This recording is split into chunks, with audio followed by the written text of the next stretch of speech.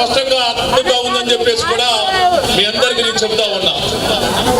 ఈ రోజు ఈ యొక్క విగ్రహావిష్కరణ కార్యక్రమానికి మనమందరం ఎంతగానో ఆదరించి అభిమానించి ఇప్పటికి కూడా మనమందరం కూడా గుండెల్లో పెట్టుకొని మనం రంగా గారిని ఏ విధంగా ఆదరిస్తా ఉన్నామో, ఆయన రంగా గారి యొక్క రక్తాన్ని పొందుకు పుట్టినటువంటి బిడ్డ ఈ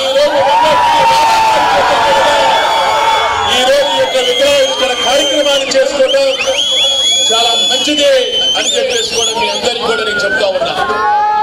మరి ఈరోజు మరి రాధా గారు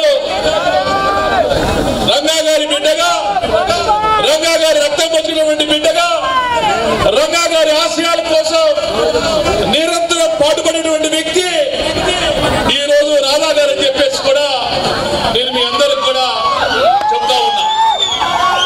మరి గతంలో కోరట్లో ఉన్నటువంటి బొంగవీటి రంగా గారి యొక్క విగ్రహ ఆవిష్కరణ కోసం అక్కడ విగ్రహం నిర్మాణం చేసినటువంటి వాళ్ళందరూ వెళ్తే నేను తప్పకుండా ఎప్పుడైనా వస్తాను, మీరు ఏ సమయం రాజకీయాలు నడుస్తున్నటువంటి వ్యక్తిగా రాధా గారికి మంచి గుర్తింపు ఉంది.